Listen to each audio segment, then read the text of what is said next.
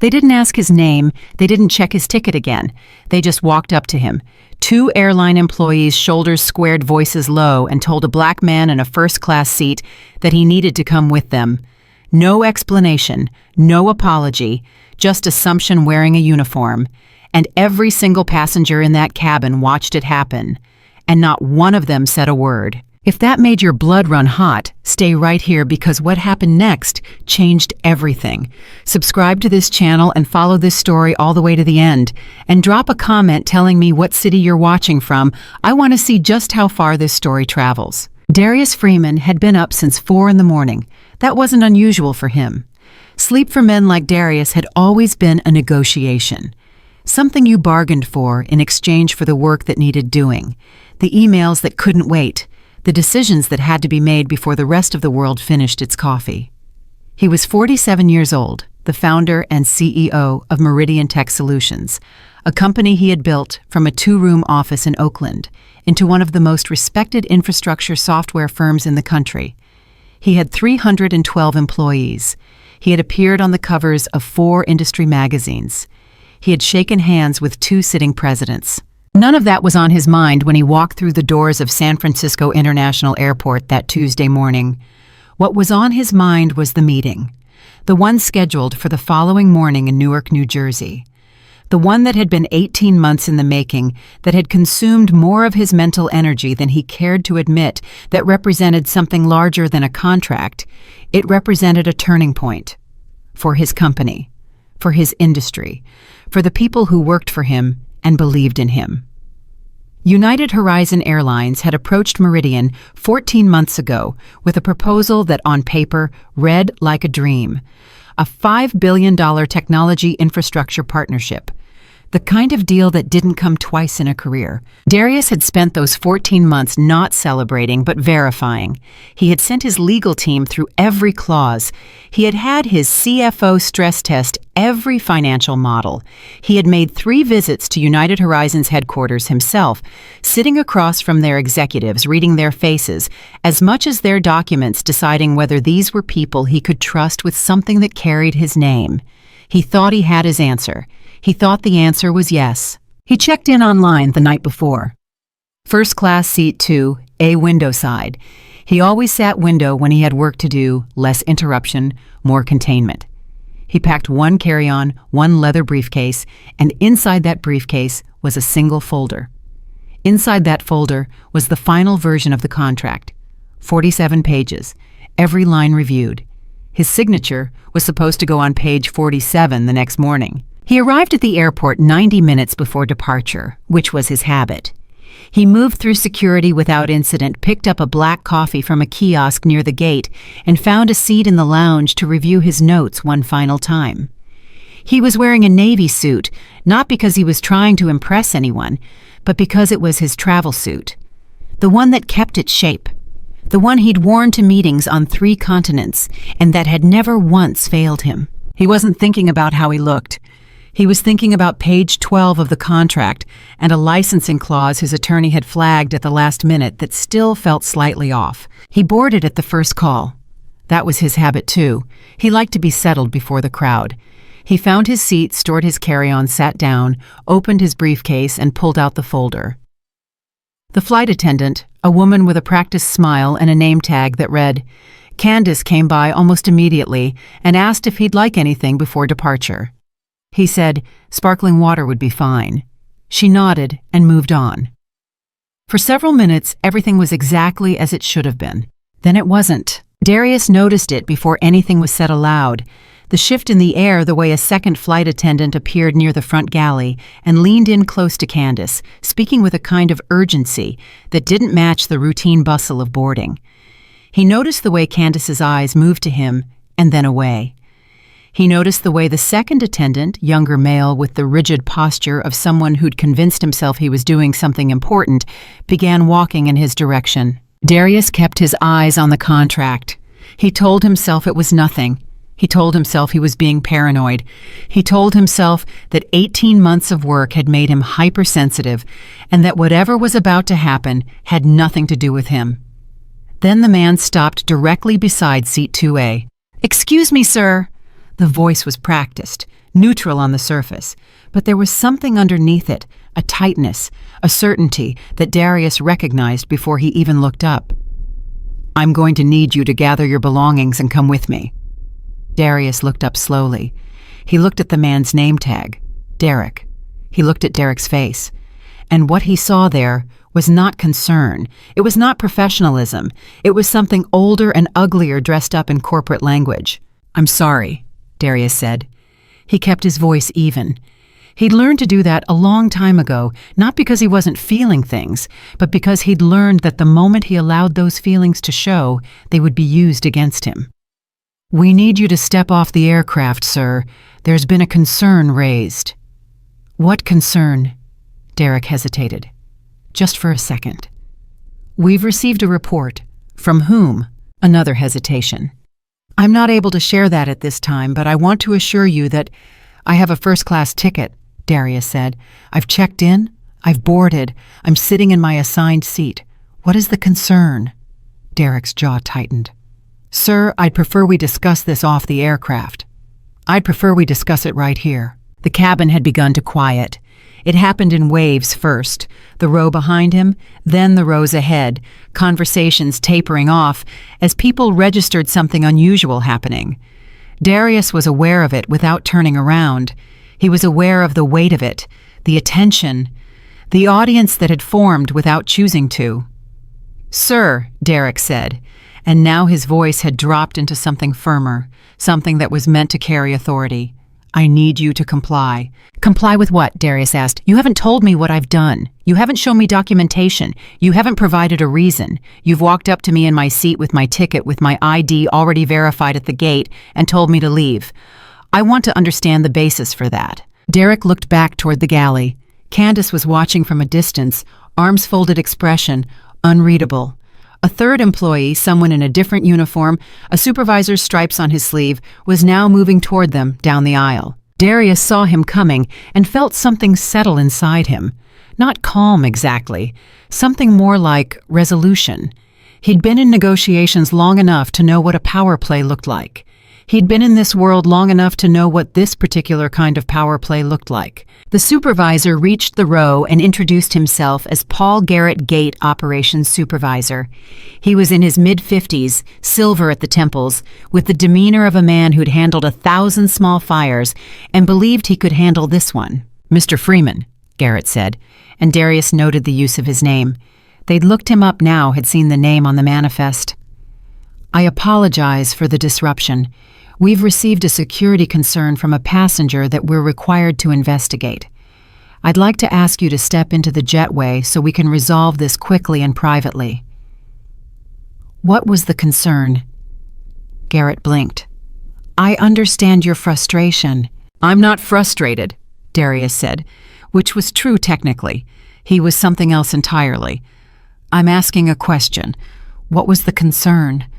"A passenger reported something." "What did they report?" Garrett glanced at Derek. Something passed between them, a flicker of discomfort that they were both trying to conceal beneath professional composure. "I'm not in a position to share the specifics at this moment, but I can assure you, you pulled me from my seat," Darius said quietly, "based on a report you won't describe from a source you won't name for a reason you can't articulate, and you're asking me to leave the plane. We're asking you to step into the jetway so we can conduct a brief review.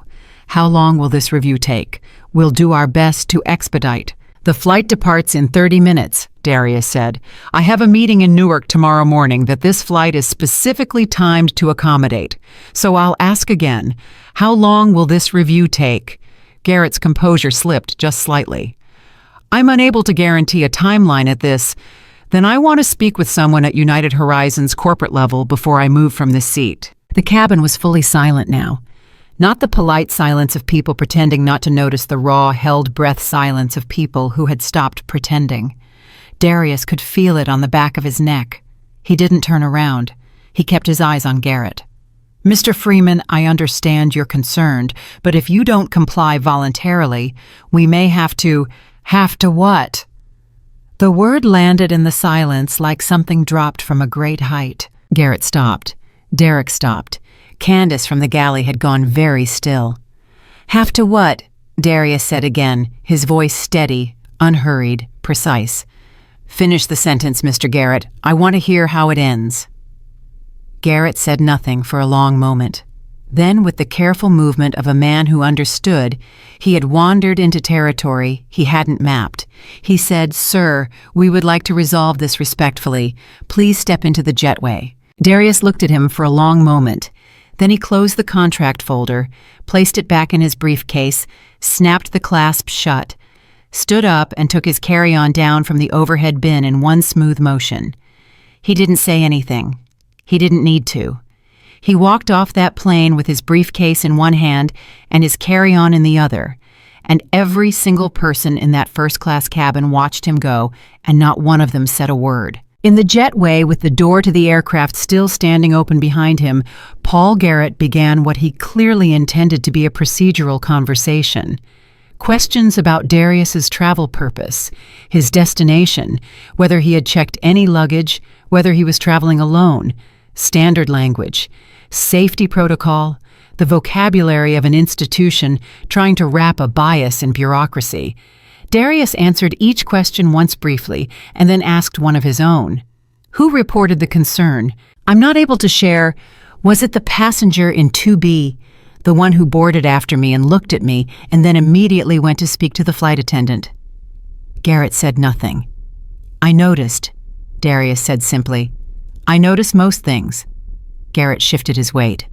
Mr. Freeman, I want to be clear that this is a standard security procedure. No, it isn't, Darius said. I've flown over 200 flights in the last 3 years. I've sat in first class more times than I can count. I have never been asked to step off a plane. Not once. Not for any reason. Until today. Sir, I want you to think very carefully about what's happening here, Darius said. And I want you to think about what comes next, because I am going to make a call right now. My attorney is going to be on the line within 5 minutes. And then we're going to talk about documentation, specifically the documentation that United Horizon is going to need to produce to justify removing a fare-paying first-class passenger from his seat based on an anonymous report with no stated basis. Garrett's face went through several expressions in rapid succession. I'm not threatening you, Darius continued. I want to be precise about that. I'm informing you. There's a difference. You'd know that if you asked. He pulled out his phone. He made the call. His attorney, a woman named Renata Holt, who had been his legal counsel for 11 years, and who in those 11 years had never once failed to answer on the first ring, picked up immediately. The conversation lasted 4 minutes. In those 4 minutes, Darius said very little. Renata said quite a lot. When Darius ended the call, he looked at Garrett and said, She's filing a formal incident report with the FAA and documenting the timeline. She'd like to know the name of the employee who received the passenger's report. She'd also like to know whether United Horizon has a written policy regarding the threshold of evidence required to remove a passenger from a confirmed seat. Garrett stood in the jetway with the look of a man watching something irreversible happen, and understanding for the first time that he was the one who'd set it in motion. We'll need to review this internally, Garrett said. You do that, Darius said. They offered him a voucher 20 minutes later. A gate agent, not Garrett, who had retreated, slid a paper across a podium with the careful movement of someone who'd been told to make this go away as quietly as possible. $500 in travel credit. Good for 1 year. She smiled when she handed it to him.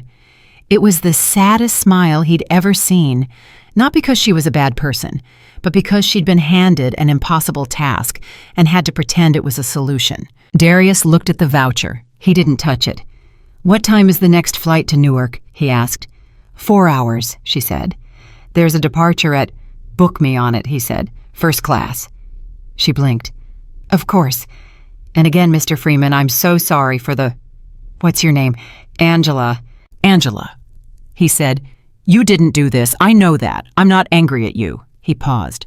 But that voucher put it away. I don't want it. What happened to me today isn't worth $500. And the reason I know that is because United Horizon knows that too.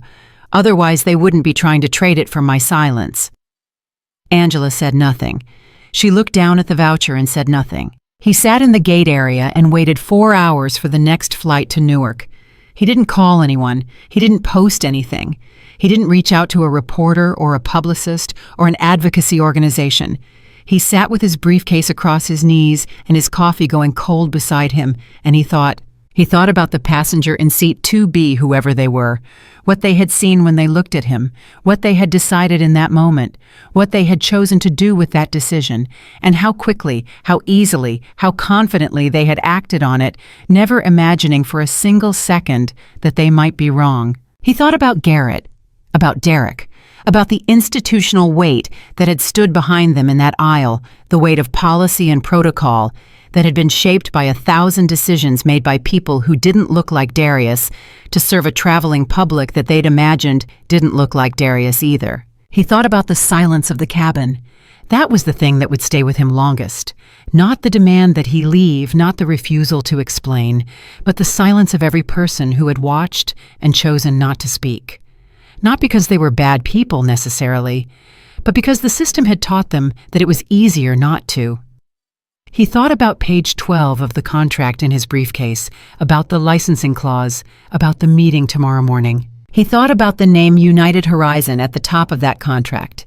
He thought about what a $5 billion signature was worth.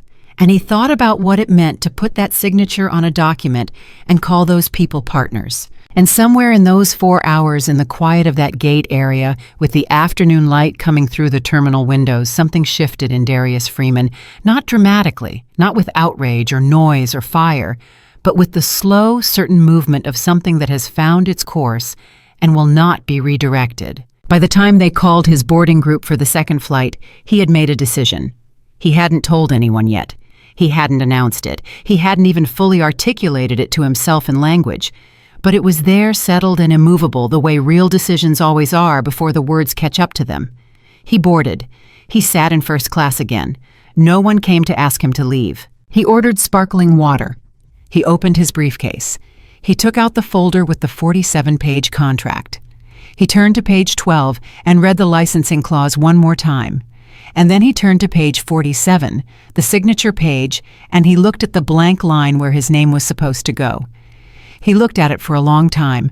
Then he closed the folder, put it back in the briefcase, snapped the clasp, leaned his head back, and closed his eyes. The plane landed at Newark Liberty at 11:47 at night. Darius was the third person off the aircraft. He moved through the terminal without stopping, without checking his phone, without doing any of the things he normally did when he landed in a new city. He went straight to the car his assistant had arranged, got in, told the driver the name of the hotel, and sat back in the darkness of the rear seat with his briefcase on his lap and the contract still inside it, unsigned. The driver, a quiet man in his 60s who introduced himself as Marcus, glanced once in the rearview mirror and said, "Long day." "Yes," Darius said. Marcus nodded and didn't say another word the entire ride. Darius would think about that later, the small mercy of a stranger knowing exactly when not to talk. He checked into the hotel at 12:30 in the morning. The suite United Horizon had arranged for him, paid for by the airline as part of the pre-deal hospitality package. Their executive team had put together a gesture of goodwill, they'd called it. The room was on the 22nd floor, large and well-appointed, with a view of the city that Darius barely registered. He set his briefcase on the desk. He loosened his tie. He sat on the edge of the bed, and for the first time in hours, he let himself feel everything he'd been holding at arm's length since the moment Derek had appeared beside seat 2A. It moved through him like weather.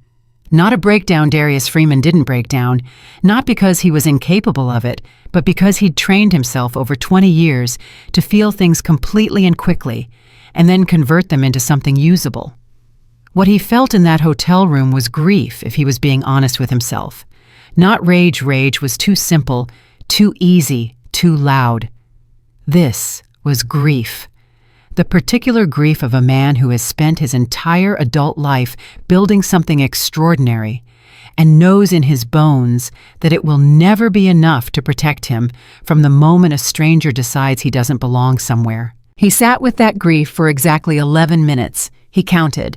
Then he picked up his phone and called Renata. She answered on the second ring this time, which meant she'd been awake. "How are you?" she asked first, before anything else. That was Renata. Every conversation started with the human before the legal. "I'm fine," he said. "I want to know where we are." "I've filed the incident report with the FAA," she said.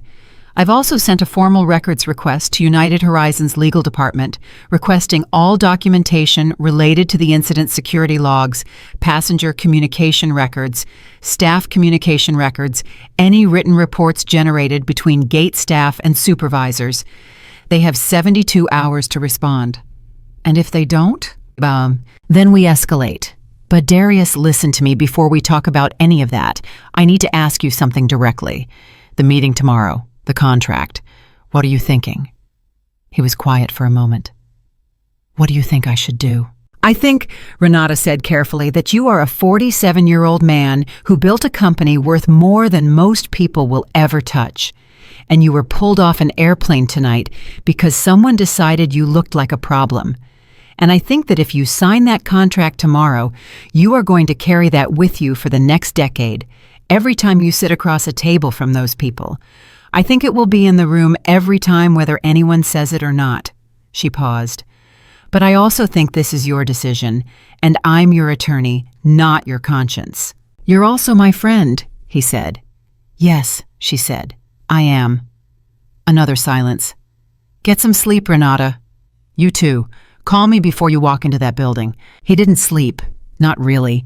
He lay on top of the covers with his suit jacket folded over the chair and his phone on the nightstand and the contract folder on the desk across the room, and he drifted in and out of something that felt less like rest and more like a long, slow conversation with himself.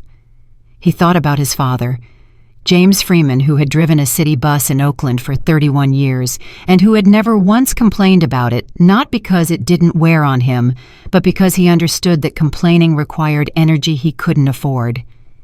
James Freeman, who had told his son when Darius was 12 years old and had come home furious after a teacher had dismissed his science project in front of the class. "You're going to feel what you feel it all the way, and then you're going to decide what it's worth and what you're going to do with it. That's the only power they can't take." By 4 a.m, Darius had made his decision with language. It had been there since the gate area in San Francisco, wordless and certain. Now it had words. He picked up the contract folder. He opened it to page 47. He looked at the signature line one final time. Then he closed it, walked to the desk, and put it in his briefcase, and he began to write. Not an email, not a legal brief. Something else. He wrote for 2 hours longhand in a notebook he kept in the side pocket of his carry-on, the kind of private working writing he'd done since his first company, when he'd been so broke he was writing business plans on legal pads because he couldn't afford printing. He wrote out everything he was going to say in that boardroom. Not a speech, a reckoning. He wrote it until it felt right.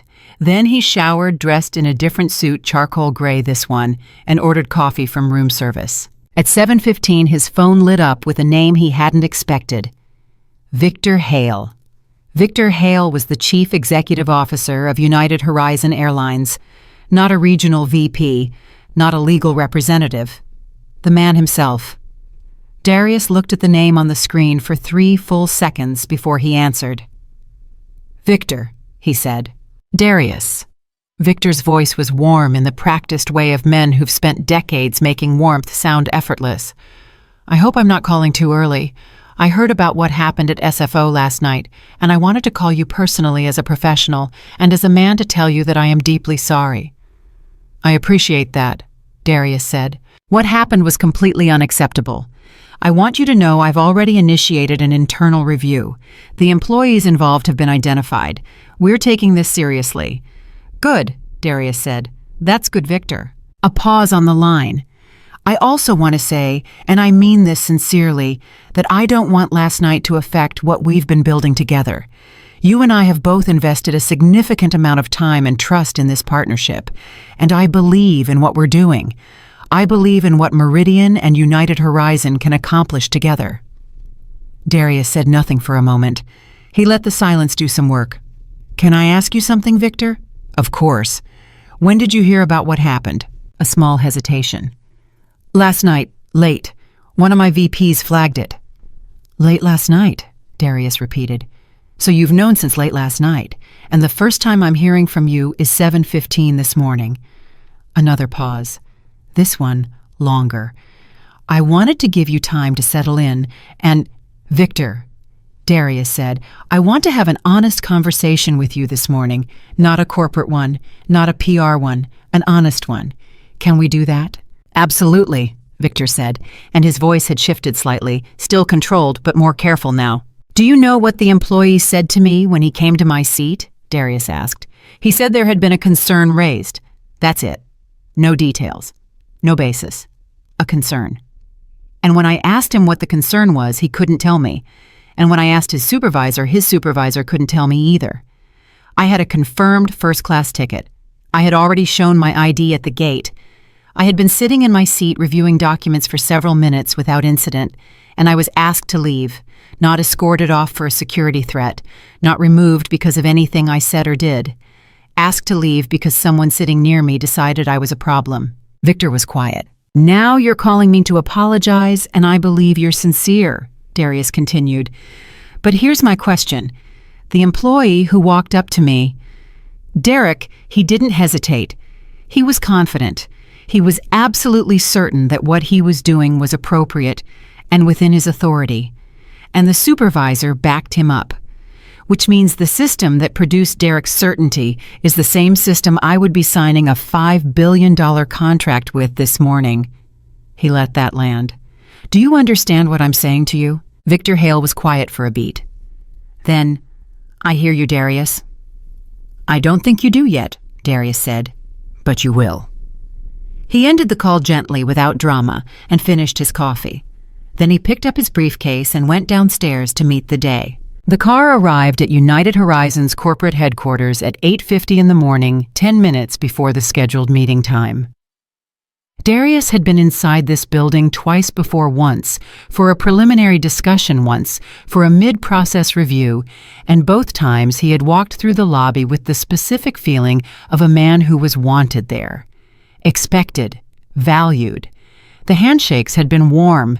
The conference rooms had been well prepared. Bottles of water, printed agendas, legal pads with the United Horizon logo embossed in gold. Today was the same on the surface. A lobby assistant met him at the door, took his name, made a call, smiled, offered coffee, led him to the elevator. The conference room on the 31st floor was already occupied when he walked in. 7 people seated around a long glass table. Victor Hale at the head, silver-haired and square-shouldered, in a suit that cost what most people made in a month. To his left, the CFO, a woman named Diane Cho, who had sharp eyes and a reputation for precision.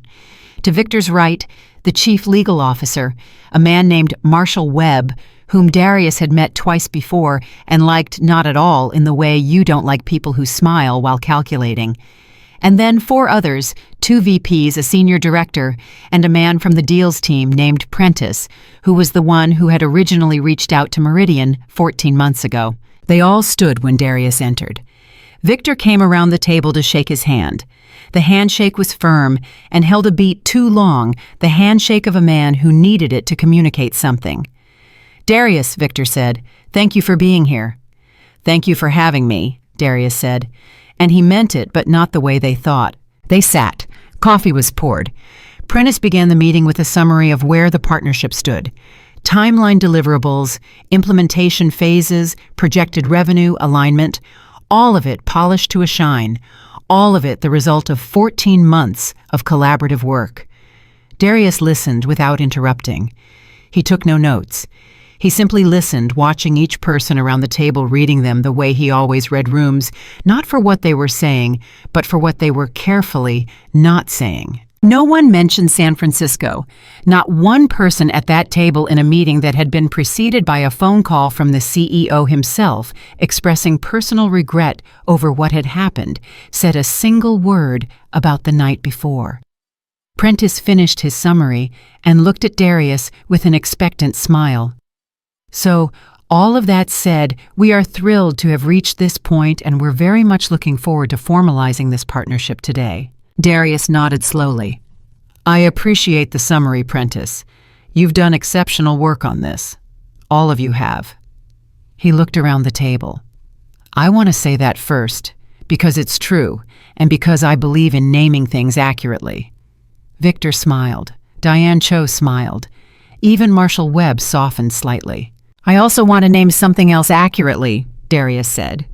He reached into his briefcase. He set the 47-page contract on the table. Everyone's eyes went to it. Last night, I was removed from a United Horizon first-class cabin at San Francisco International Airport. I was sitting in my confirmed seat. I had valid identification. I had done nothing. I was asked to leave without explanation, without documentation, without cause, because a passenger nearby made a report that none of the staff could articulate to me, and because the employees on that aircraft made a judgment call based on nothing I said or did. The room had gone completely still. I want to give each of you a moment to sit with what I just said, Darius continued, because I don't think it's fully landed yet. I am the man who is about to sign a $5 billion contract with this company. And last night, this company pulled me from my seat and questioned me in a hallway like a suspect. Victor Hale leaned forward. Darius, I want to say again. Victor, Darius said, not unkindly. I've heard your apology. I accepted it in the spirit it was offered, but an apology is personal, and what I'm describing is institutional, and those are two different problems that require two different responses. Marshall Webb cleared his throat.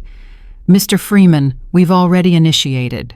An internal review, Darius said.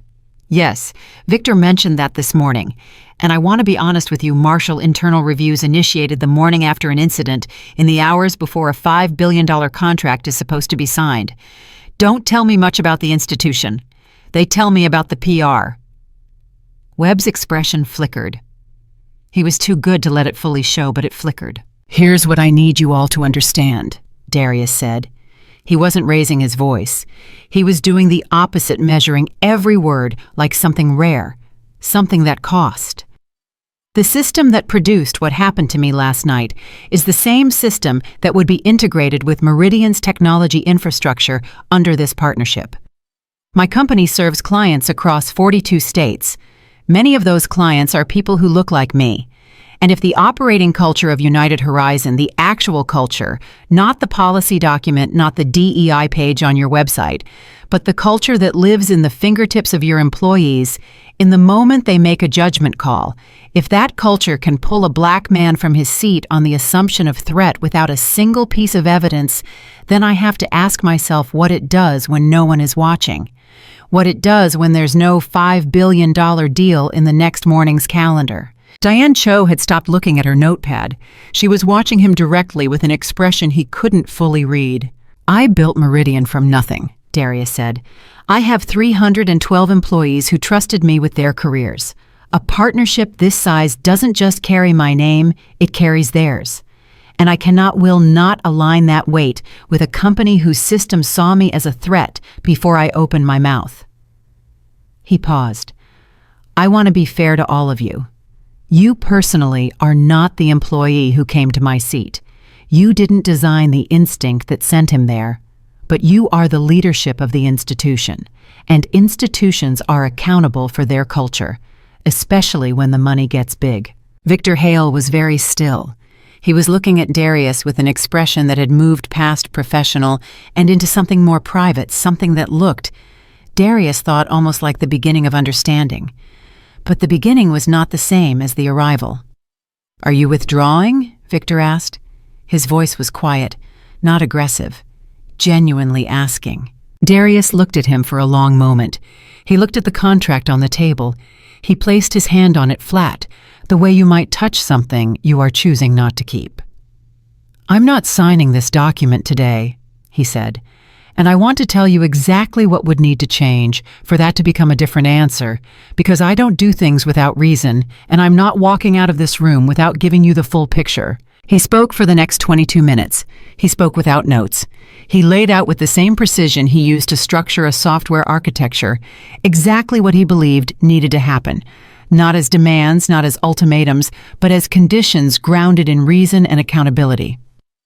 An independent third-party audit of United Horizons passenger removal policies and their application across racial demographics. Full transparent release of the incident report from the previous night, not just internally, but to Darius's legal team. A structural review of training protocols, not a single-day sensitivity workshop, but a systematic redesign. Binding accountability measures written into whatever contract eventually materialized with specific measurable benchmarks for cultural compliance. And a public statement from United Horizons leadership, not boilerplate corporate language, but a real statement signed by Victor Hale himself, acknowledging the systemic nature of what had occurred. When he finished, the room was so quiet that Darius could hear the air conditioning cycling through the vents. Marshall Webb broke the silence first. Some of what you're describing would require board-level approval. Then get board-level approval, Darius said. I'll wait. Diane Cho made a sound, not quite a laugh, not quite a breath that she immediately contained. But Darius caught it, and for a fraction of a second their eyes met, and something passed between them that had nothing to do with money. Victor Hale stood. He walked to the window. He stood there with his back to the table for a moment long enough that Prentice and one of the VPs exchanged a glance, and then he turned around. "Give us 48 hours, he said. Darius picked up his briefcase. He left the contract on the table. "You have my number," he said, and he walked out of the room. He was in the elevator alone, descending from the 31st floor when his phone buzzed. A text from a number he didn't recognize. It contained a single sentence that made him stop breathing for exactly 2 seconds. He read it again, then a third time. Then he put his phone in his pocket, and he let out a long, slow breath, and he looked at his own reflection in the elevator doors, and he understood that the next 48 hours were not going to unfold the way United Horizon was expecting. The text was from a woman named Claudia Reyes. Darius didn't know the name, but the first line of her message told him everything he needed to know about why she'd found him. She was a passenger. She had been on the first flight.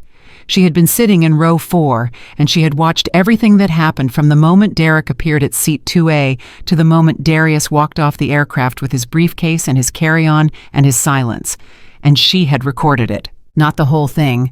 41 seconds. But she'd gotten the part that mattered, Garrett's voice saying, "We've received a report." Darius asking what the concern was, the refusal to answer the command to comply, and Darius's response. 41 seconds of clean, clear, undeniable footage. She had not posted it. She had held it overnight, she wrote, because she wasn't sure what was right.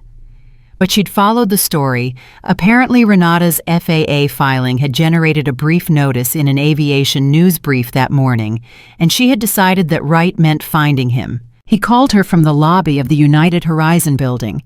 She picked up on the first ring. "Mr. Freeman," she said. Her voice was steady, but carried something underneath it. Guilt, he thought, of the specific variety that belongs to people who know they should have spoken sooner. "I'm sorry I didn't say anything on the plane." "You're saying something now," he said. A pause. "I want you to know I'm a 62-year-old white woman from Connecticut, and I sat in that cabin and watched what happened, and I told myself it was going to get resolved, and I didn't have to get involved." Her voice tightened.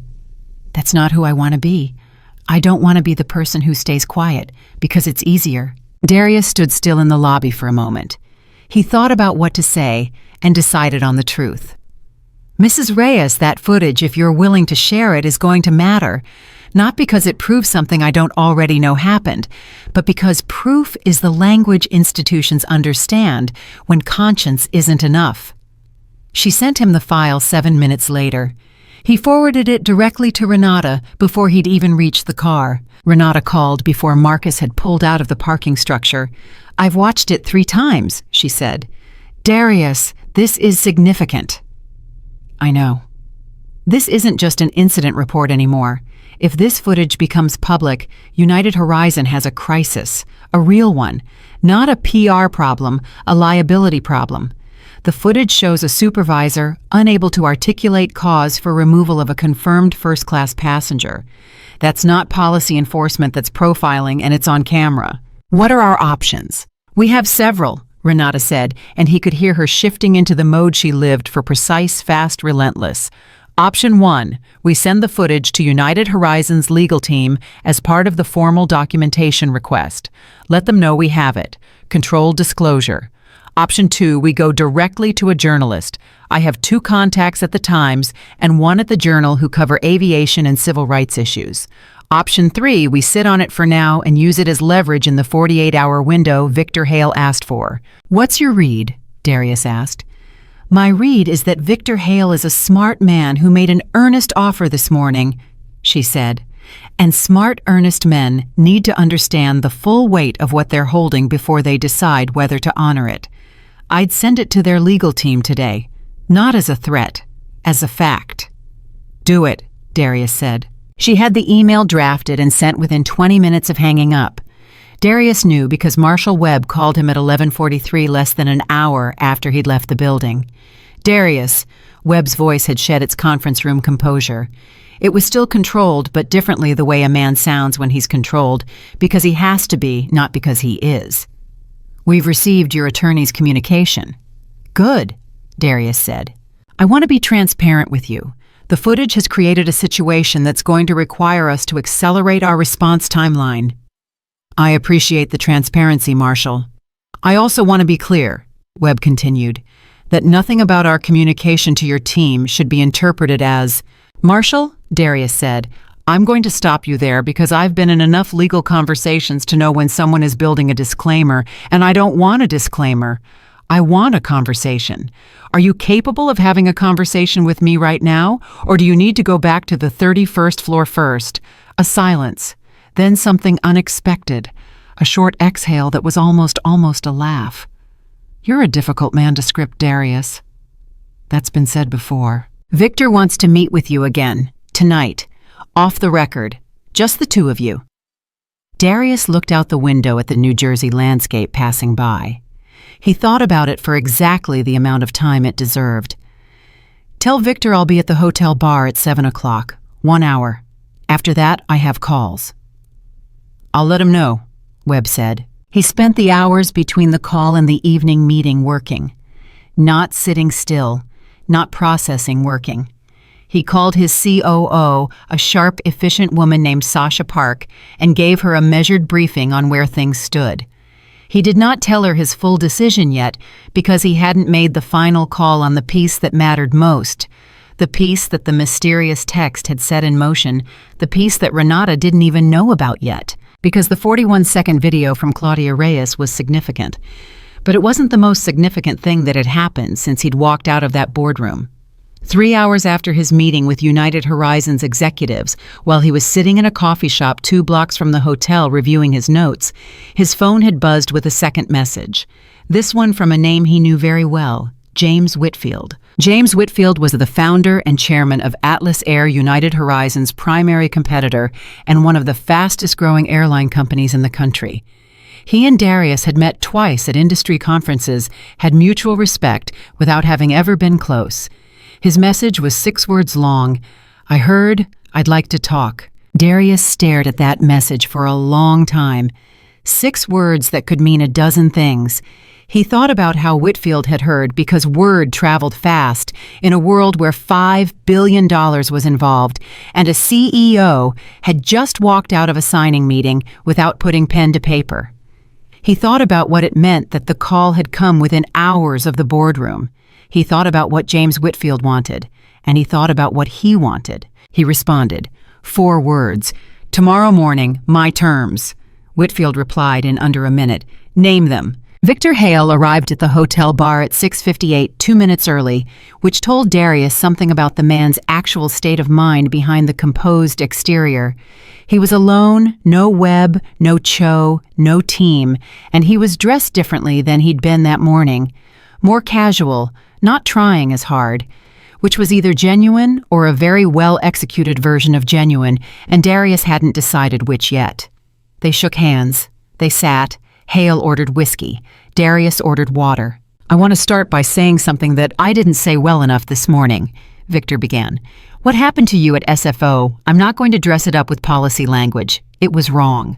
Specifically and personally wrong, and I'm sorry. I hear you, Darius said. I also want to be honest about something. Victor turned his glass slowly. When Marshall sent me the note about the footage this afternoon, my very first reaction was to think about how to contain it, how to manage it. And then I sat with that reaction for about 30 seconds, and I realized that instinct right there is exactly the problem you described in the boardroom this morning. The instinct to protect the institution before acknowledging the human being. Darius said nothing. He let it breathe. I've been running this airline for 11 years, Victor continued. I've hired thousands of people. I've built programs. I've stood at podiums and talked about inclusion and belonging until the words stopped meaning anything. And last night, one of my employees walked up to you in your confirmed first-class seat and asked you to leave because someone nearby was uncomfortable, and the entire apparatus of my institution backed him up. He set the glass down. That's not a training problem, Darius. You were right about that this morning. That's a culture problem, and culture problems don't fix with a memo. No, Darius agreed. They don't. So tell me what would actually fix it, Victor said. Not what you told the room this morning, I heard all of that, and I mean that the audit, the accountability measures, but what you actually believe would change something real. Because I need to know if I'm the right person to do this, or if you've already decided I'm not. The question landed with unexpected weight. Darius looked at Victor Hale, really looked at him the way he looked at people when he was making a final read, and what he saw was a man in the specific discomfort of someone who has just heard a true thing about himself and doesn't know yet if he's capable of acting on it. I think you're asking the right question, Darius said carefully. And I think the fact that you're asking it matters. But Victor, here's the truth. I don't know you well enough to know whether you can do what this would require. And I don't think you know either. What I know is that what happened to me isn't isolated. It's patterned. And patterns don't yield to good intentions. They yield to structural consequence. Meaning, Victor said, meaning the accountability measures I described this morning aren't negotiating points. They're the minimum. And even if United Horizon agrees to all of them, every single one, I'm going to need to see evidence of real movement before I put Meridian's name on this partnership. Victor was quiet for a moment. How much time? Time isn't the variable, Darius said. Action is. Victor nodded slowly. He looked like a man processing something at a level deeper than strategy, something closer to the bone. Can I ask you something personal? You can ask. Were you angry last night? On that plane and in that hallway? Were you angry? Darius thought about the question genuinely. No, he said. Not angry. I've been angry before about things like this. Earlier in my life, the anger came fast, but somewhere along the way, I realized that anger was the reaction they expected from me. That if I was angry, it confirmed the picture they'd already drawn. So I stopped leading with anger. Not because I don't feel it, I felt it last night somewhere underneath everything else, but because I've learned to lead with something more expensive than anger. What's that? Victor asked. Consequence, Darius said quietly. Victor Hale left at 8:15, 45 minutes into the hour Darius had offered. He left looking like a man who had come for a negotiation and had received instead something he hadn't prepared for. He left his business card on the table, which struck Darius as almost touching the habit of a man so accustomed to formal exchange that he extended it even in the most human moments. Renata called at 8:32. She had news. The FAA incident filing had been picked up by 2 aviation news outlets, a trade publication, and a digital news site that covered civil rights in institutional settings. Both were requesting comment. Neither had the footage yet. One of them had already reached out to United Horizon's communications office. They're going to respond, Renata said, and whatever they say publicly in the next 24 hours is going to tell us exactly what the internal review is actually worth. I know, Darius said. Let them respond. Don't give them the footage yet.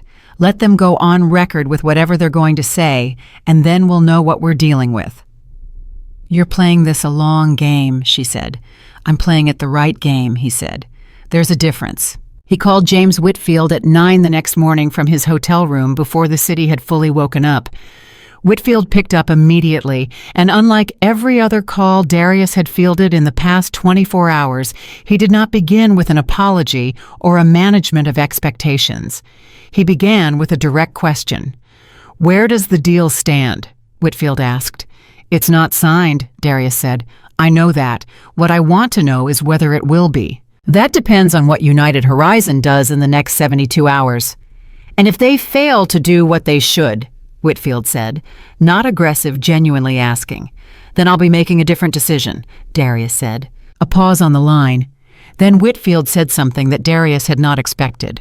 "I want to tell you something. Darius and I want you to take it in the spirit it's intended, which is not opportunism. What happened to you happens. It happens to people who look like you, and it happens in institutions that have resources to know better and choose comfort over accountability instead. Atlas has not been perfect.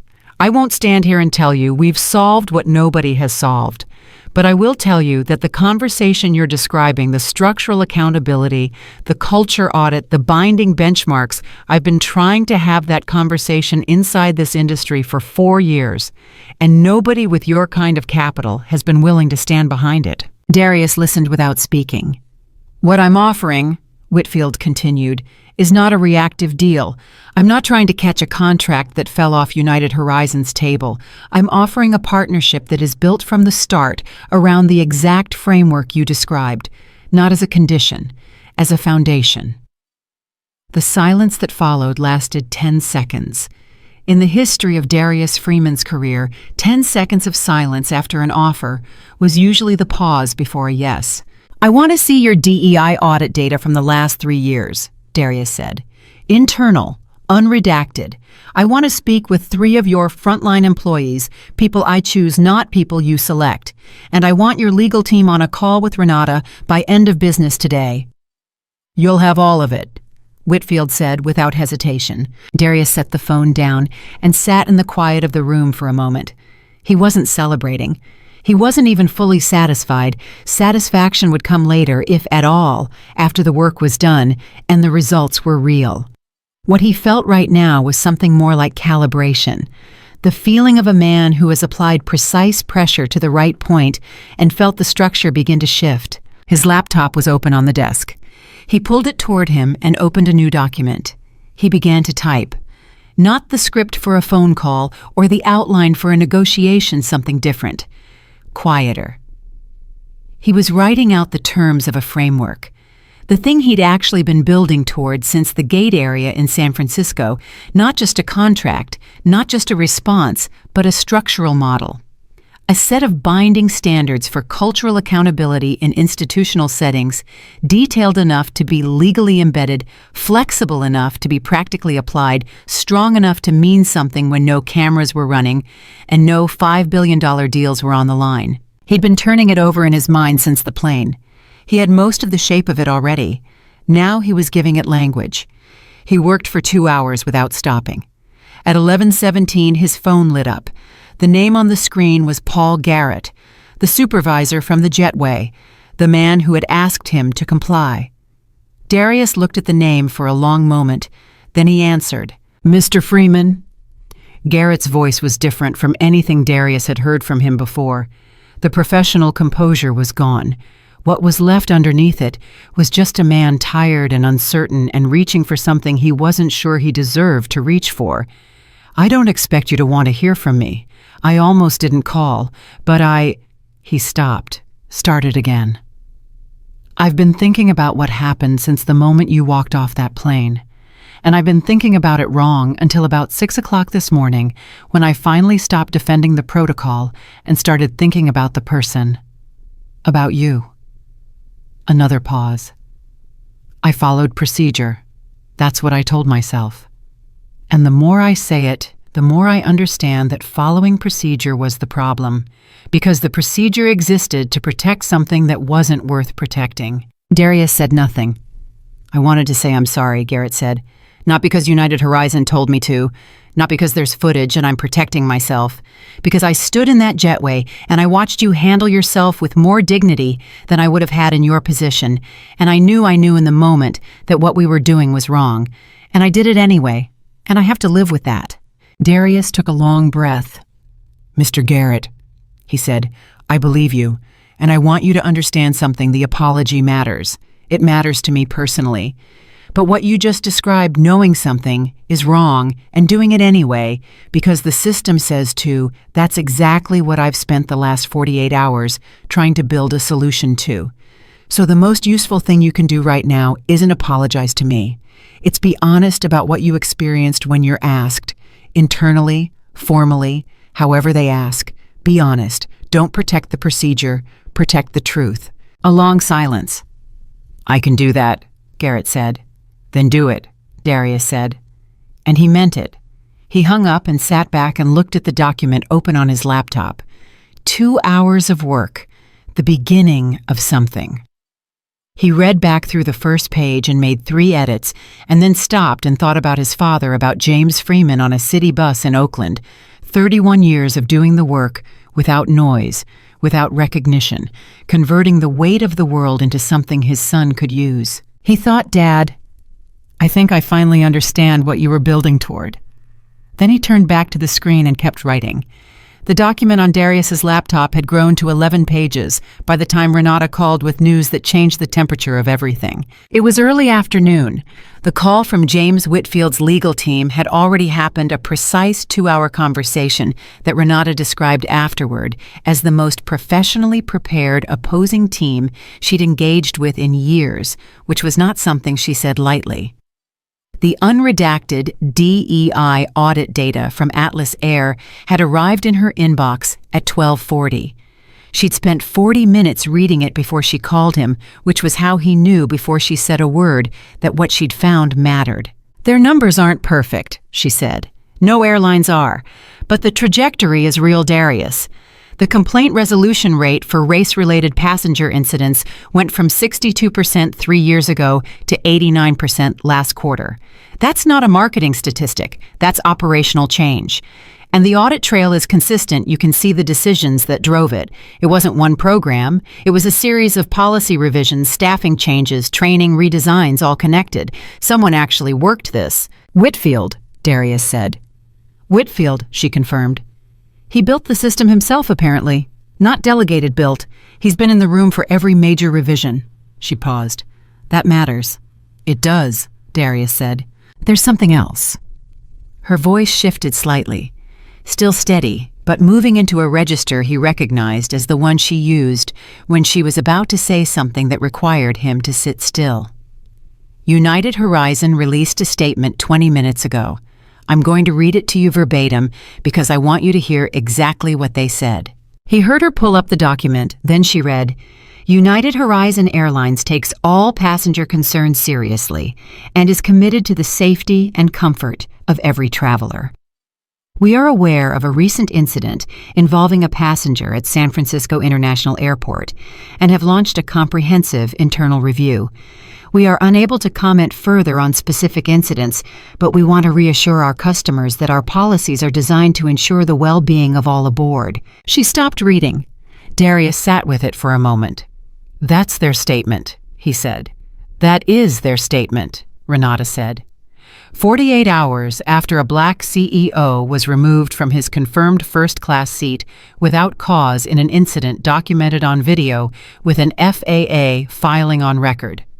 Their official public response is that their policies are designed to ensure the well-being of all aboard.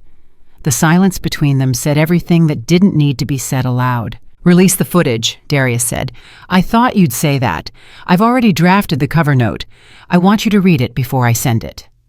Send it to me. She did. He read it. He made one change, a single sentence near the end, that he softened by 3 degrees, not because it wasn't true, but because he wanted the footage to speak without the note competing with it. Then he sent it back. Renata transmitted it to both journalists within 4 minutes. By 3 o'clock in the afternoon, the footage was live on 2 platforms. By 4, it had been picked up by 6 more. By 5:15, it was on cable news. By 6, it was everywhere. Darius knew the moment it broke wide because his phone, which had been busy but manageable all day, became something else entirely. A cascade. Names he recognized, names he didn't. Industry contacts, old colleagues, people he hadn't spoken to in years, 3 sitting members of Congress, 2 civil rights organizations, a former Secretary of Transportation.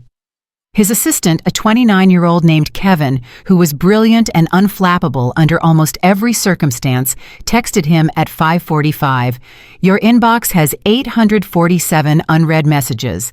I'm going to need guidance on triage." Darius typed back, "Hold everything except Renata Whitfield and Sasha. And my mother." His mother called at 5:58. Her name was Dorothy Freeman. She was 73 years old. She lived in the same house in Oakland she'd lived in for 40 years, and she watched the evening news every day at 6 o'clock with the focus of someone who understood that the world revealed itself most honestly in what it chose to put on television. "I saw it," she said before he could say hello. Her voice was calm. It was the same voice she'd used when he was 8 and had come home with a split lip from a fight at school, not alarmed, not dramatic, but carrying underneath its steadiness the full weight of a woman who had spent decades absorbing the cost of a world that was not always kind to her family. "Mom," he said. "You were so calm," she said. "On that video, I watched it 4 times. You were so calm." "I learned from someone," he said. She was quiet for a moment. Then, "Is it going to be all right?" "Yes," he said, and he meant it in a way that had nothing to do with the contract or the cameras or the cascade of messages filling his phone. He meant it in the specific, grounded way of a man who has found his footing in the middle of something large and turbulent and knows from some place below strategy that the ground is real. "Good," Dorothy said. "Come see me when you're back." "I will," he said. He set the phone down and gave himself 30 seconds of stillness, 30 seconds to feel the full size of the moment, not to be swept away by it, but to register it accurately. Because what was happening right now was not about him alone. It never had been. He understood that more clearly in this moment than he had at any point since Seat 2A. He was a 47-year-old black CEO in a Navy suit with a briefcase and a $5 billion contract in play, and none of that had protected him, which meant the conversation that had erupted in the last 2 hours was not really about him. It was about every person for whom the protection would have been even thinner and still wasn't there. He picked the phone back up and called Sasha. "I need you to schedule a company-wide message for tomorrow morning," he said. "Not a press release. An internal communication to every Meridian employee." "Already started a draft," Sasha said. She had noticed the particular quality of someone who was always 2 steps ahead without ever making you feel like you were 2 steps behind. "What's the tone?" "Honest," he said. "I want them to know what happened, what I've done about it, and what it means for where we're going. No corporate language, plain and real." "Got it. Do you want to write it yourself or give me the points?" "I'll write it," he said. "Tonight." After Sasha, he called James Whitfield back. The call had a different energy now than the one that morning. The footage had reshaped the context of everything, and both men knew it. What had been a private negotiation in the morning was now a public story, and the story had its own momentum. "You've seen the coverage," Darius said. It wasn't a question. "I've seen it," Whitfield said. "And I want to be clear, nothing about this changes what I said this morning. I'm not calling because the footage helps my case or hurts United Horizons. I'm calling because I want to know where your head is." "My head is clear," Darius said. "I want to move the conversation forward, but Whitfield, I need to say something directly to you." "Go ahead." "This cannot be a story where Atlas Air benefits from United Horizons' failure. If we build this partnership, it has to be built on what Atlas actually is, not on what United Horizon isn't. The moment this becomes an opportunistic narrative, it loses its power, and more importantly, it loses its honesty." A beat of silence. "You're right," Whitfield said, "and I want to tell you that I've thought about that exact thing since this morning. What I'm proposing, the framework, the accountability standards, the structural model you've been developing. I want Atlas to adopt it regardless of whether you sign with us. I want to be on record saying that the day we announce our partnership, Atlas will also be announcing an industry-wide invitation. Any airline that wants to adopt this framework can. We make the model open." Darius went still. "I know what I'm saying," Whitfield continued quietly. "We'd be giving away the competitive advantage. But I think the competitive advantage isn't the framework. The competitive advantage is being the people who actually live it, and you can't counterfeit that. Darius thought about his father on a city bus. He thought about 11 pages of a document on his laptop. He thought about Paul Garrett saying, "I knew in the moment," and Claudia Reyes saying, "I don't want to be the person who stays quiet." "Let's build it right," Darius said. "Yes," Whitfield said simply. United Horizons' second statement came at 7:47 in the evening, and it was a completely different animal from the first. Darius read it on his phone, standing in the hallway of the hotel, having just come back from dinner, a quiet meal alone. The kind of meal he allowed himself on significant days where the food was less important than the thinking he could do around it. The second statement was longer. It had Victor Hale's name on it. It acknowledged the footage. It acknowledged in language more direct than most airline communications ever risked that what the footage showed was inconsistent with the values United Horizon claimed to hold. It announced the immediate suspension of the 2 employees involved pending investigation. It announced a 90-day operational review. And it announced that Victor Hale had personally reached out to Darius Freeman to express the airline's regret. It was a better statement than Darius had expected from them in this window of time. He read it twice, and then he noticed the one thing it did not contain, which was the thing he had specifically named in that boardroom as non-negotiable, an acknowledgement that what had occurred was systemic, not individual. That the problem was not Derek. The problem was the system that had shaped Derek's certainty.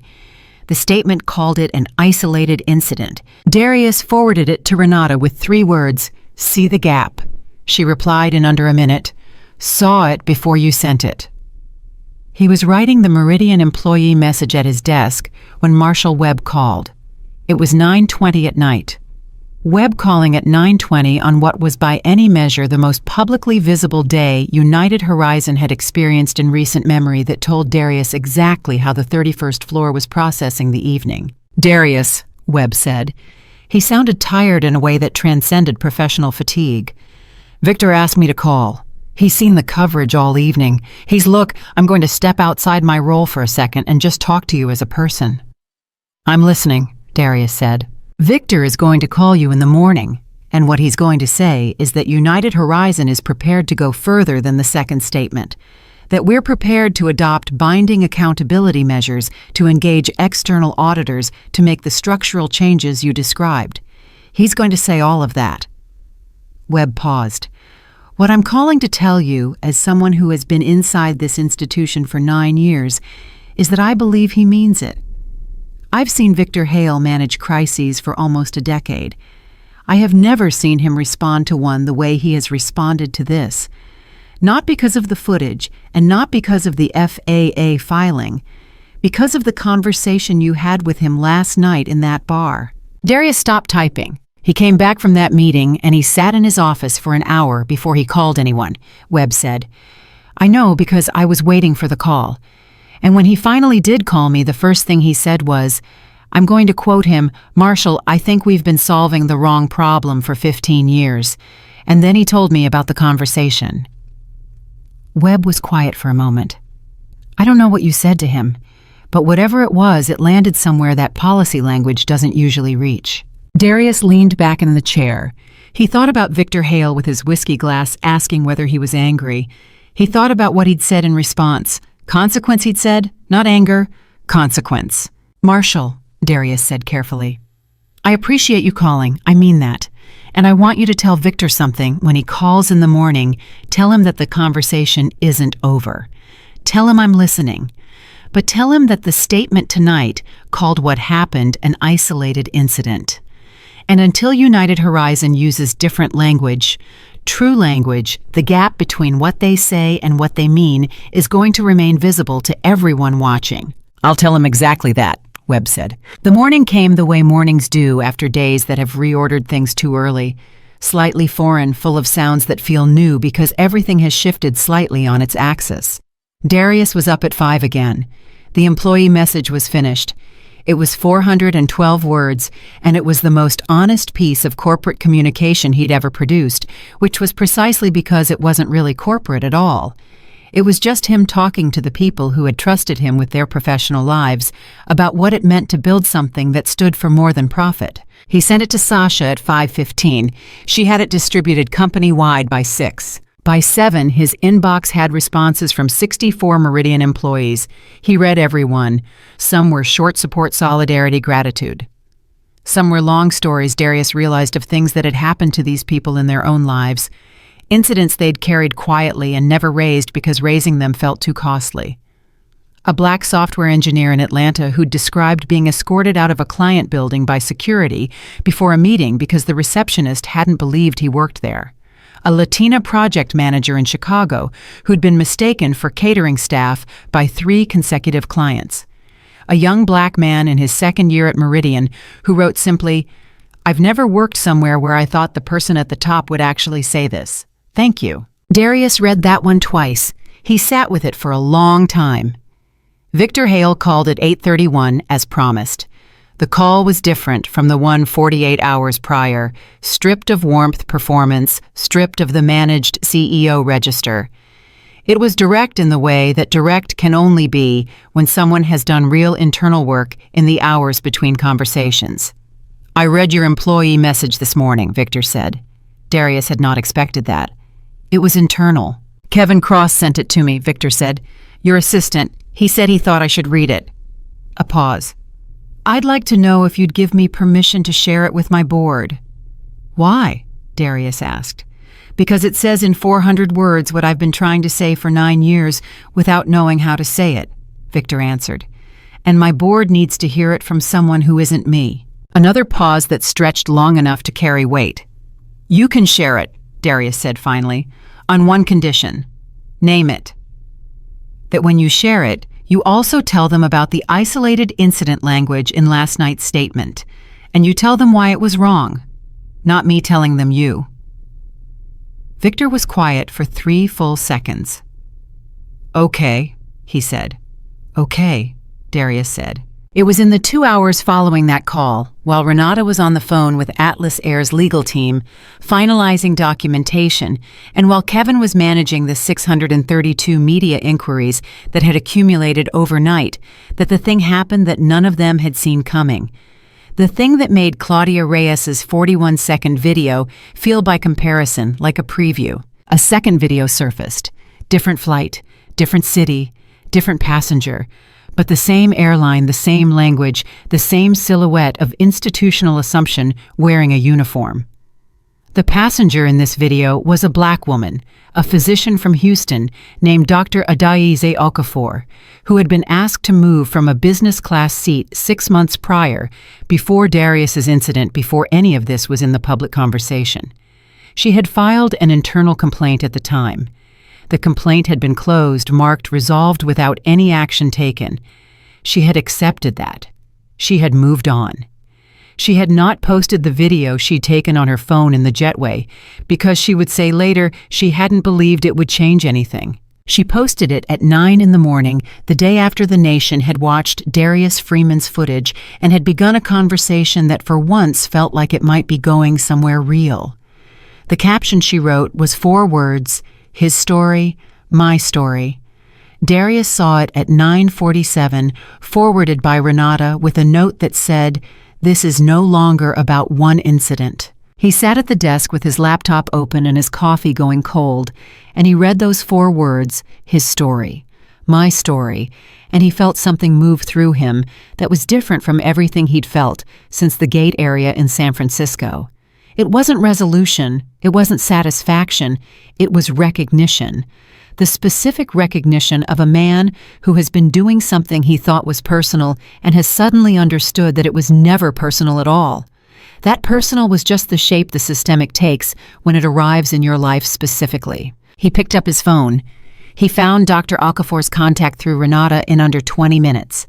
Renata, who could find anyone on the planet with a license and a complaint file, had pulled her number from the original internal complaint documentation they'd subpoenaed as part of the FAA filing.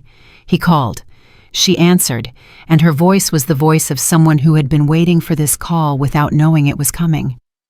"Dr. Okafor," he said, "my name is Darius Freeman." "I know who you are," she said. And then after a beat, "I've been watching you handle this differently than I thought I could have handled it." "You're handling it right now," he said. A small silence. "What do you want to say to me?" she asked. Not suspicious honest. The way doctors ask questions, he thought, directly because time matters. "I want to say thank you," he said. "And I want to ask whether you'd be willing to be part of something larger. Because what I'm building right now, the framework, the accountability model, it needs more than my voice. It needs yours. It needs the voices of people who took the blow and kept moving and are still here to say what it cost." She was quiet long enough that he counted the seconds. 6, then, "Tell me what you're building." He told her. All of it, the 11 pages, the structural model, the open framework, the Atlas partnership, the things he'd said in that boardroom that had made Diane Cho stop looking at her notepad. He talked for 14 minutes without stopping, and she listened without interrupting, and when he finished, she said simply and completely, "I'm in." Darius closed his eyes for 1 second, then opened them. "I'll have Renata reach out today," he said. He set the phone down and looked at the document on the laptop. 11 pages, the beginning of something. He scrolled to the end to the last paragraph he'd written the night before, and he read it once.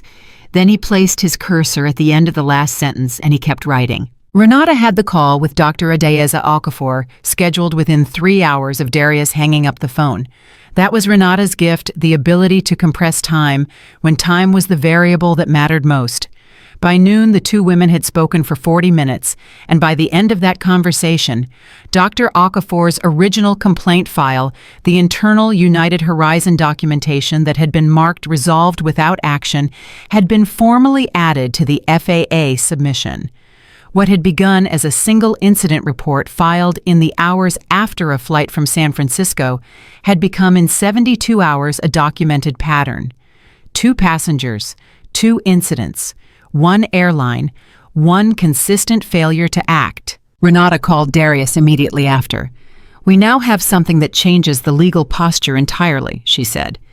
"A pattern of discriminatory removal, documented through the airline's own internal records across multiple incidents with multiple complainants.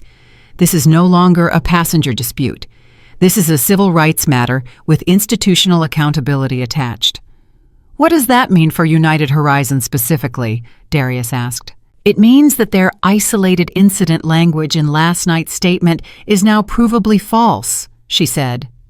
"In writing, on record. And they know it, which means their legal team is probably having a very uncomfortable morning." "Good," Darius said. Not with satisfaction, with precision. The way a surgeon says good when a procedure has gone exactly as planned and the patient is going to be fine. He was right about United Horizon's legal team. Marshall Webb called at 12:43, and the weariness in his voice had deepened overnight into something that sounded almost like surrender. Not the surrender of a man giving up, but the surrender of a man who has finally stopped fighting the truth and is deciding what to do with it instead. "Dr. Okafor's documentation," Webb said.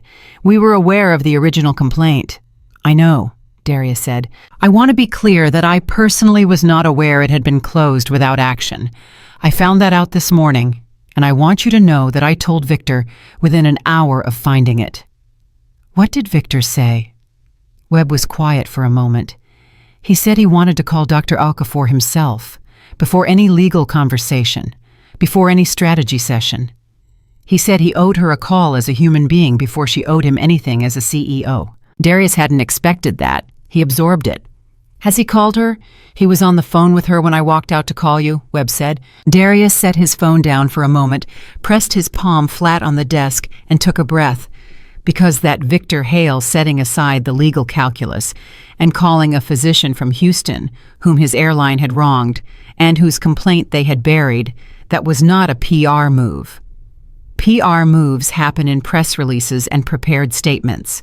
That happened in the space where no one was watching, where there was nothing to gain except the weight of being honest. He picked the phone back up. "Marshall," he said, "tell your team to stop drafting statements for now. Tell them to wait, because what's about to happen in the next 24 hours is going to require language that isn't in any corporate playbook, and if they try to get ahead of it with boilerplate, they're going to make everything worse." "What's about to happen?" Webb asked. "I'll let you know when it's ready," Darius said. What was about to happen was the document. The 11 pages had become 19 overnight, and by early afternoon, they had become 23.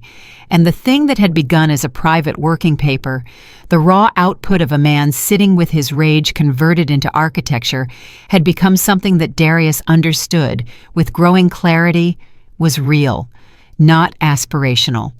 Real. A structural framework for institutional accountability in passenger-facing industries built around binding audit requirements, demographic complaint, tracking independent oversight, and consequence mechanisms with actual teeth. Not recommendations. Requirements. The kind of document that didn't ask institutions to do better. It told them how, and it told them what happened if they didn't. He'd sent draft pages to 3 people as he wrote.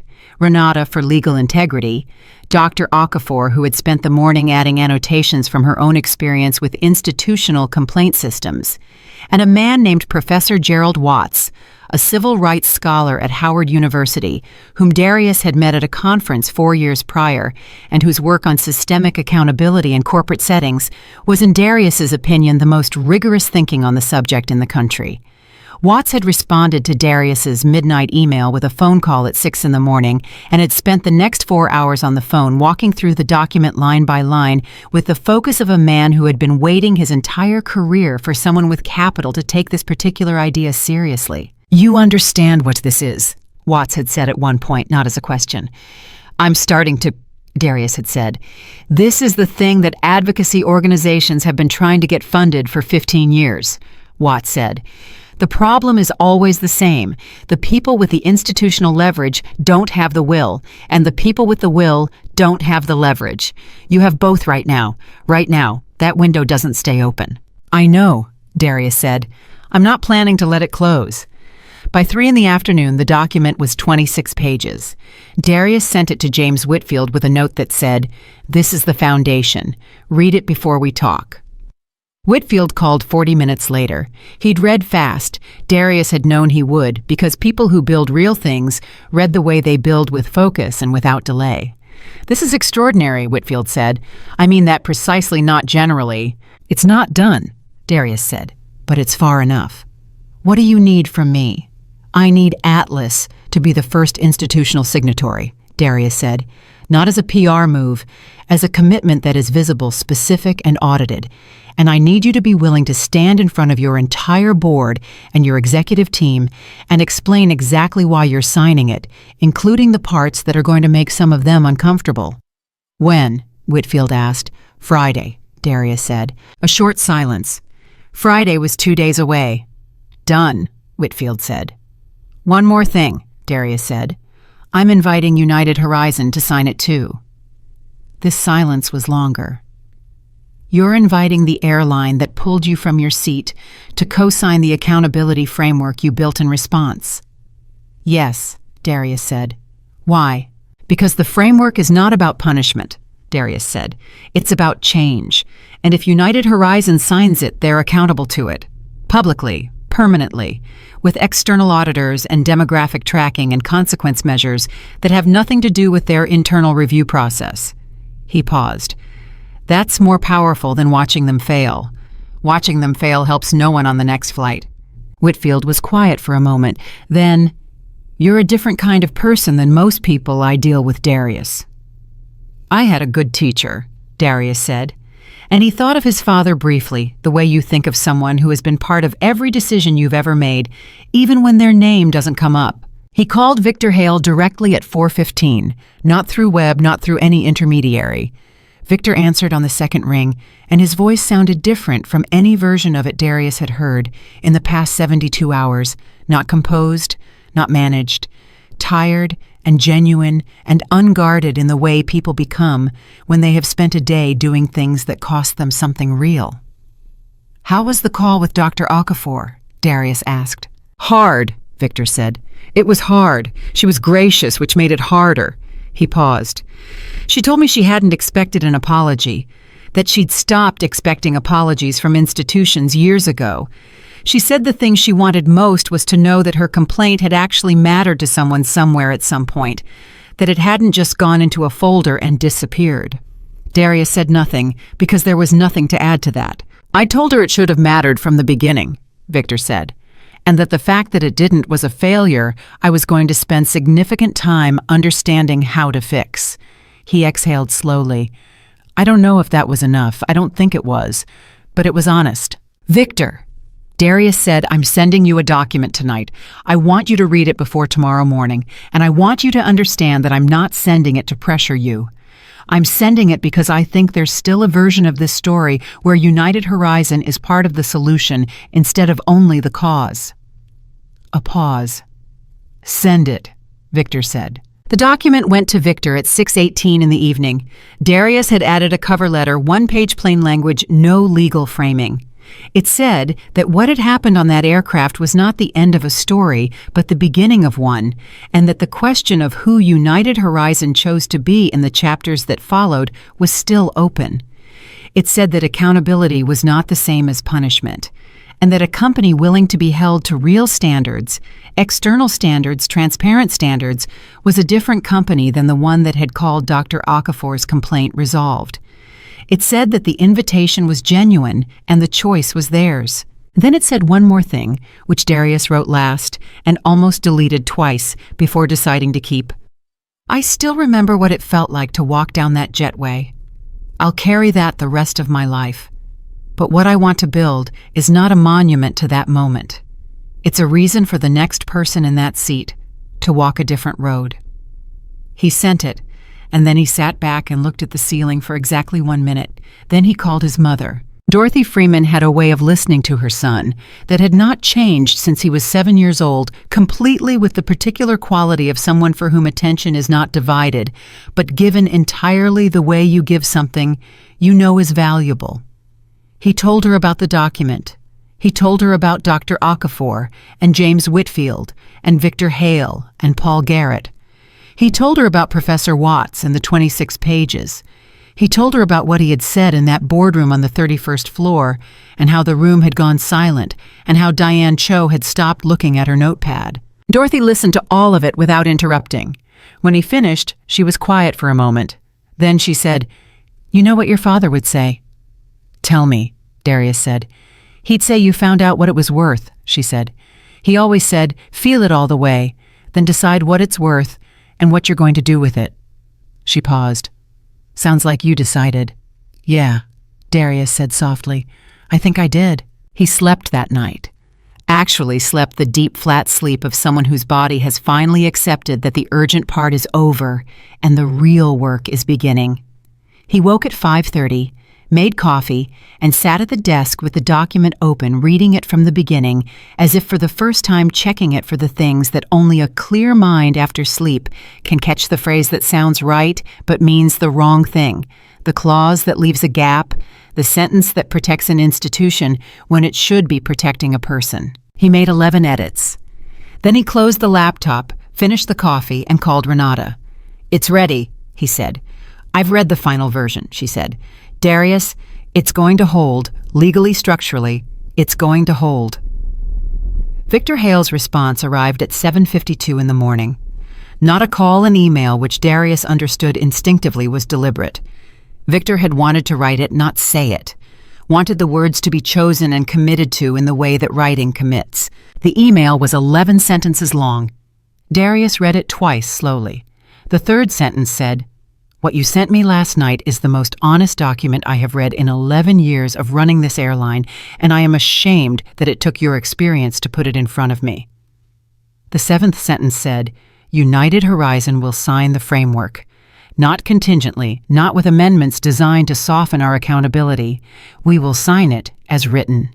And the final sentence said, "Whatever this costs us publicly in the short term, I believe it is less than the cost of being the kind of institution that closes a physician's complaint without reading it." Darius read that last sentence one more time. Then he forwarded the email to Renata, to Whitfield, to Dr. Okafor, and to Professor Watts. His note to all of them was the same 3 words: "We have it."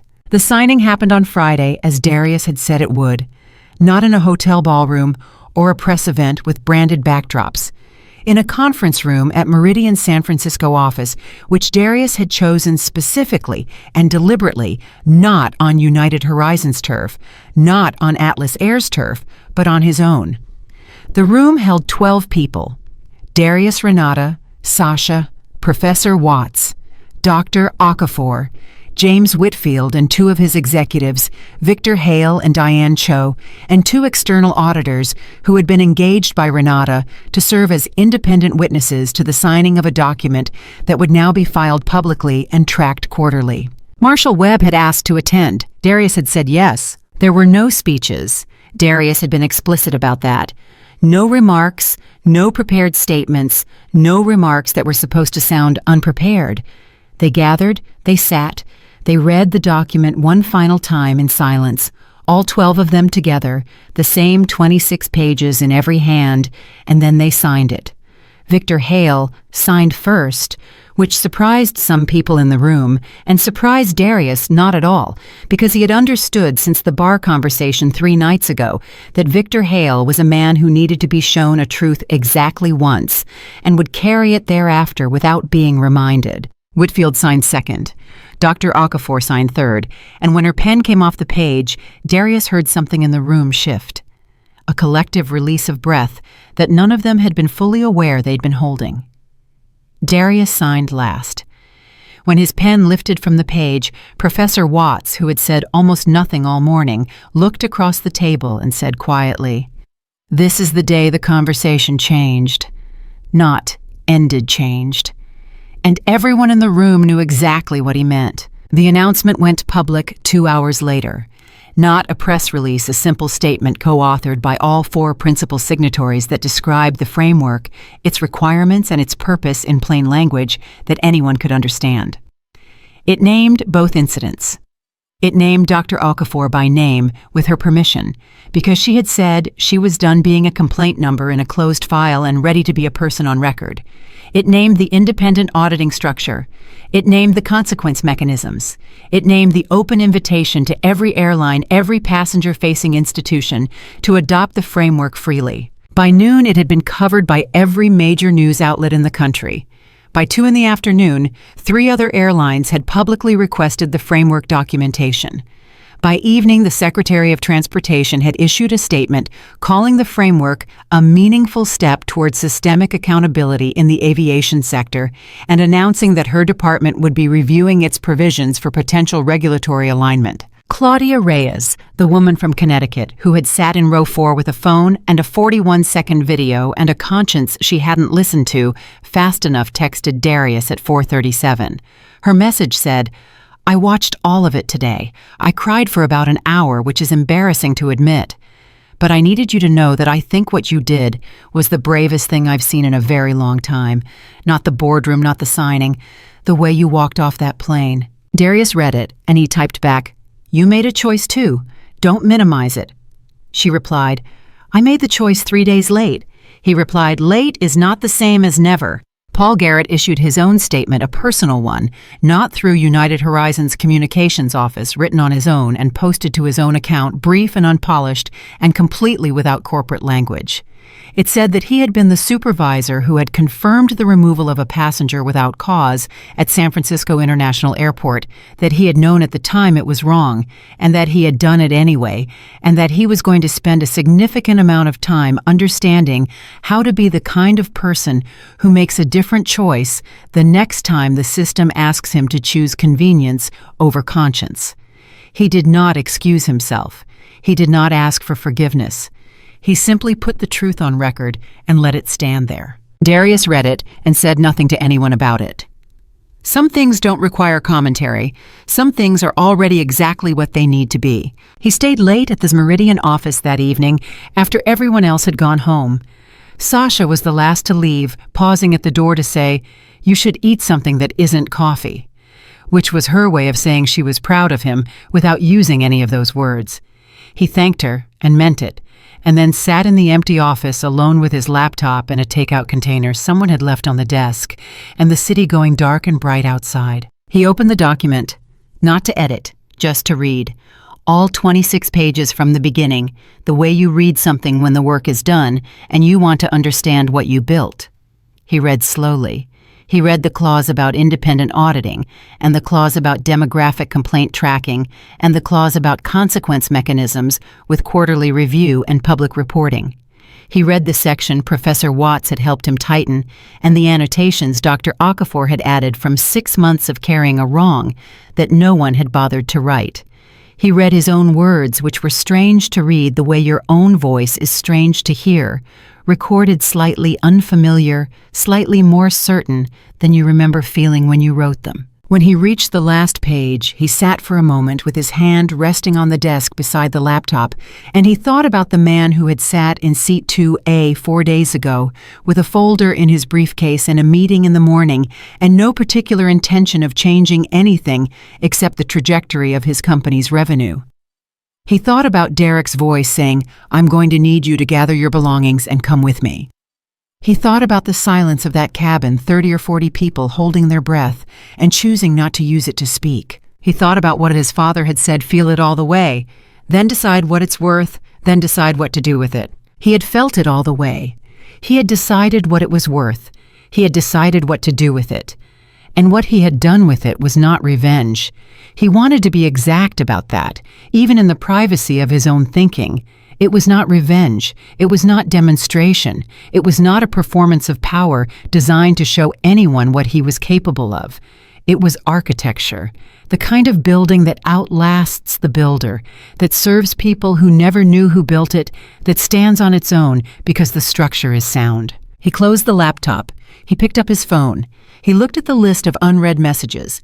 There were still hundreds, there would be hundreds for weeks, and he scrolled past all of them until he found the one he was looking for. The one from his mother sent that afternoon, which said only, "Your father would have loved every single second of this." He put the phone in his pocket. He picked up his briefcase, the same briefcase, the leather one with the clasp he'd snapped shut on that plane, and he walked out of the office and into the night. The contract with Atlas Air was signed the following Monday. $5 billion. His terms, his framework, his name. It was the largest deal in Meridian's history, and when the announcement went public, the coverage was significant. But what people quoted most, what traveled furthest and stayed longest in the conversation, was not the number. It was a single sentence from the joint statement that Darius had written himself.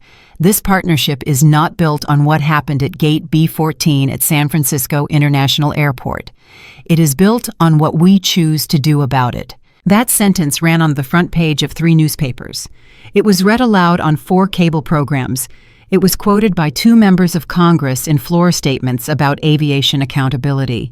It was shared more than 400,000 times in the first 24 hours. But the version of it that mattered most to Darius Freeman was the one read by a 26-year-old black software engineer who worked at Meridian and who had written him a message on the day the employee communication went out 4 days prior that said, "I've never worked somewhere where I thought the person at the top would actually say this."